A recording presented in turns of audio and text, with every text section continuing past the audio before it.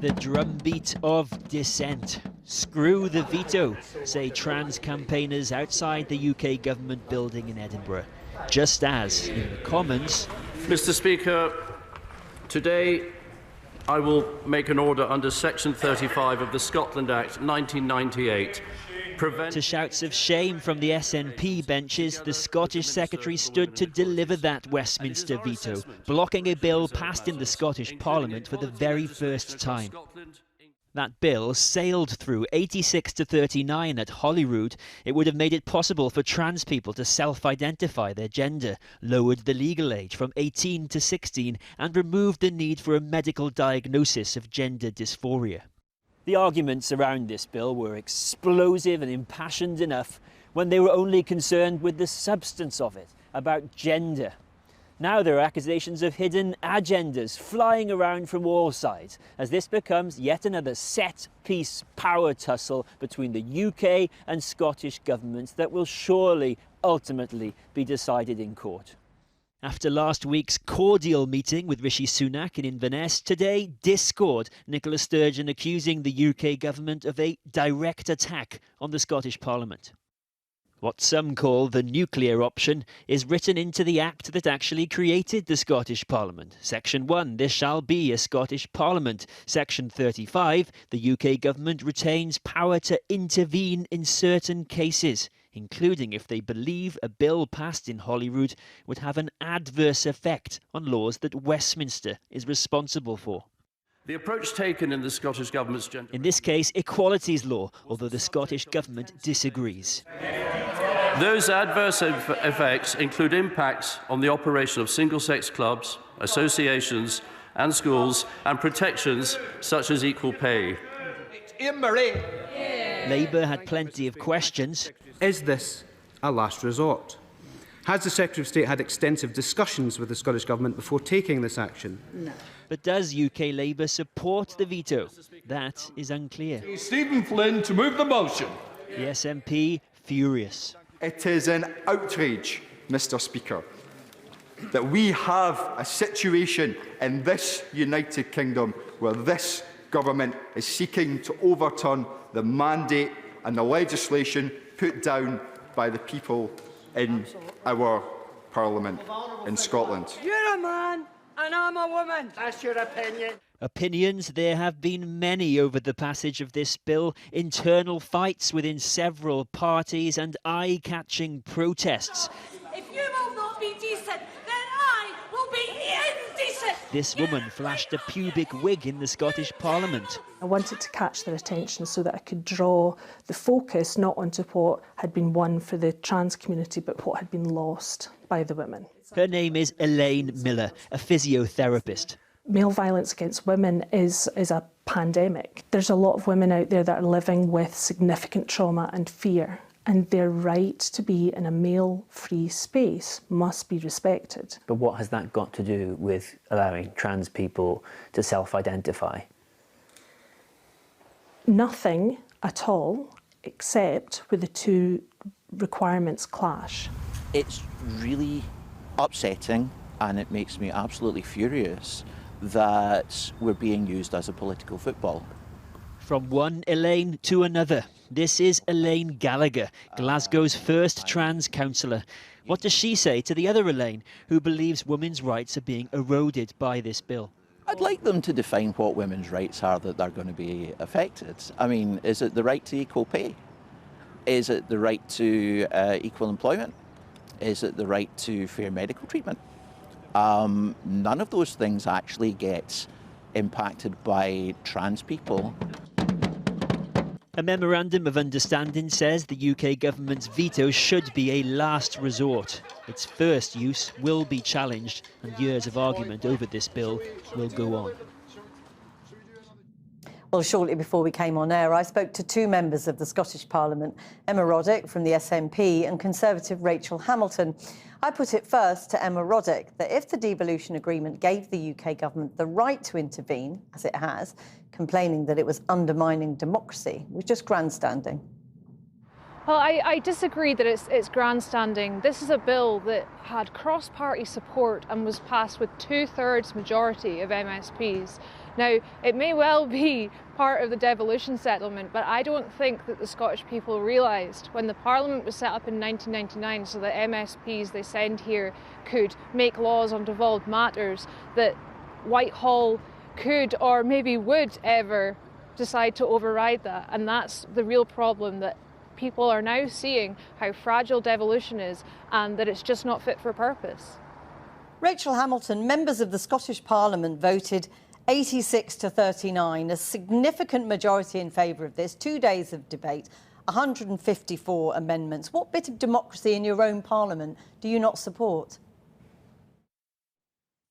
Well, of course I support that, but I also support making good law that works right across the United Kingdom.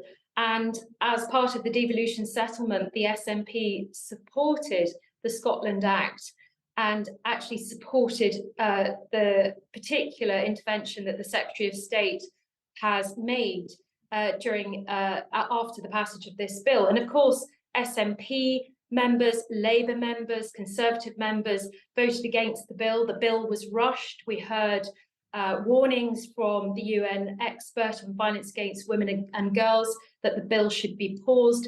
We heard from UK government ministers that there would be significant cross-border implications, which were ignored by the Cabinet Secretary. I asked her myself on the 28th But the Scottish Parliament voted in favour of this. If there would be an issue with cross-border implications, and she said that there wouldn't. And so therefore, the Scottish Government have ignored the concerns of women's groups. Nicola Sturgeon said that women's concerns were not valid, and the bill was hurriedly rushed in before Christmas. Emma Roddick, how do you reply to that? Well, to that I would say this bill is 7 years in the making. There were 2 full-scale public consultations. The Equalities Committee held a call for views and had 13 evidence sessions on this bill. Rachel Hamilton had her opportunity to put forward amendments and to argue them, and that was through the parliamentary process, and in the end she did not win. Now that's what we expect to happen with bills here, and once the Parliament passes them, certainly with that large a majority, I don't expect the UK government to turn around and say no thank you. But presumably you accept the point that there are many people, many women, who are very, very unhappy with the bill that has been put forward. Very unhappy that they don't believe there are enough risks and safeguards in it. And that's just a fact, isn't it? Yeah, there's absolutely opposition to the bill, but as I say, it was a significant cross-party majority that passed it in the end after all those arguments were had. It's clearly a very, very complicated issue, a very sensitive issue. Can I just put it to you, though? The Scottish Government says quite clearly this doesn't change the legal effect of a gender recognition certificate. It simply makes it easier to get one. Now, trans people will speak to the pain and humiliation of the current situation. Why don't you want to make it better for them? Well, of course we want to make it better. Where is the contradiction with the Equalities Act?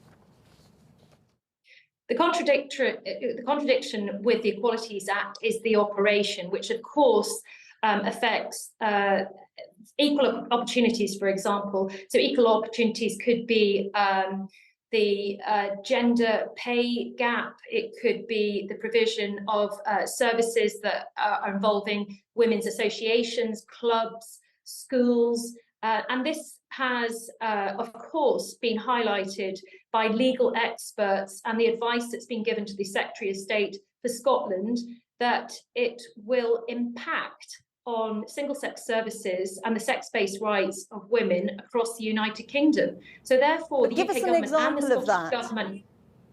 Yes, I will. Sorry to interrupt you, but give us a very specific example.